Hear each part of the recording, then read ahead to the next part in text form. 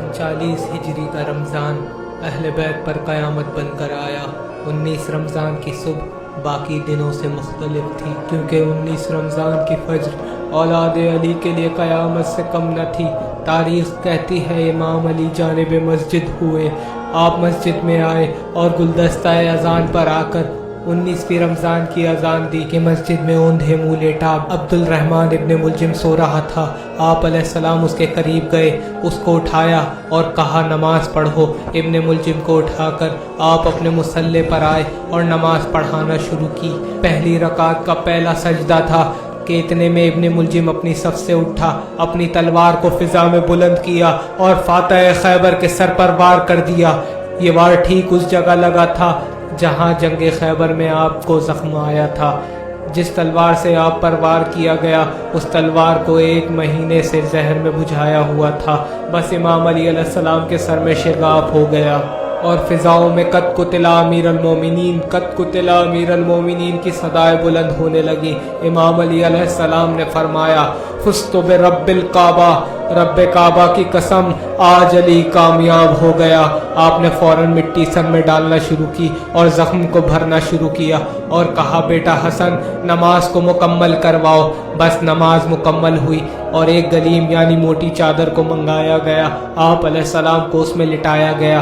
ایک طرف سے محمد حنفی اور مولا عباس نے پکڑا، دوسری طرف سے حسن و حسین نے پکڑا اور مسجد سے گھر لے جانے لگے۔ راستے میں آپ کے سارے بیٹے رو رہے تھے۔ آپ علیہ السلام نے کہا بیٹا صبر کرو، جو حق پر ہوتا ہے اسے یہ دن دیکھنا ہی پڑتا ہے۔ آپ علیہ السلام جیسے ہی گھر پہنچے اپنی بیٹی زینب کو دیکھا، وہ علی جو اب سے کچھ دیر پہلے اپنے بیٹوں کو صبر کی تلقین کر رہا تھا وہ خود زار و قطار رونے لگا۔ اب وہ مرحلہ آیا کہ طبیب کو بلایا جائے۔ طبیب آیا، طبیب نے آپ کا زخم دیکھا تو اپنا امامہ زمین پر پھینک دیا اور مولا حسن کو بلا کر کہنے لگا آپ کے بابا کے پاس وقت نہیں، مگر درد میں کچھ افاقہ ضرور ہو سکتا ہے اگر ان کو دودھ پلایا جائے۔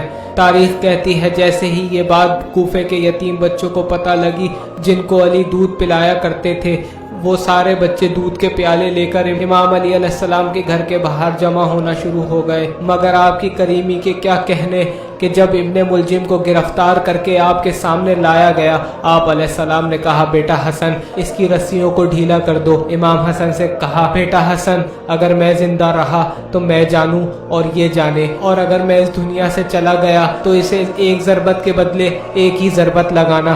بیٹا حسن مجھ سے پہلے اس کو شربت پلاؤ، مجھے یہ پیاسا معلوم دیتا ہے۔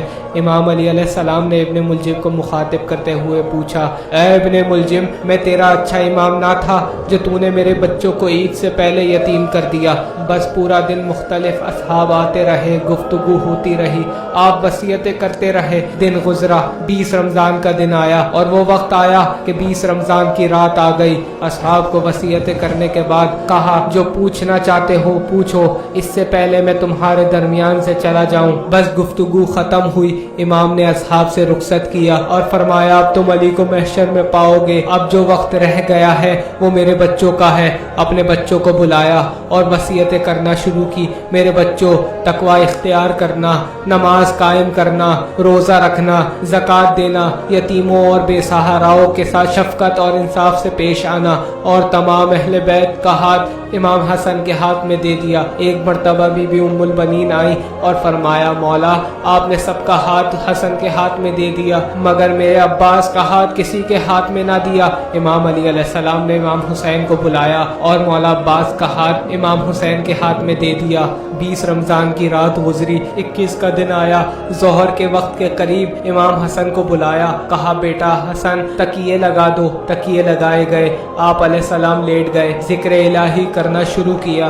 ایک مرتبہ بآواز بلند پڑھنے لگے۔ ابھی کچھ دیر ہی گزری تھی کہ آپ کے ذکر کی آواز آنا بند ہو گئی۔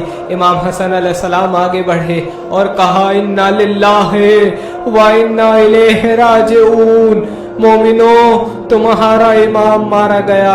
امام حسن نے فوراً امامہ اتارا اور فرمایا آج ہم یتیم ہو گئے۔ بچوں نے باپ کا ماتم کیا۔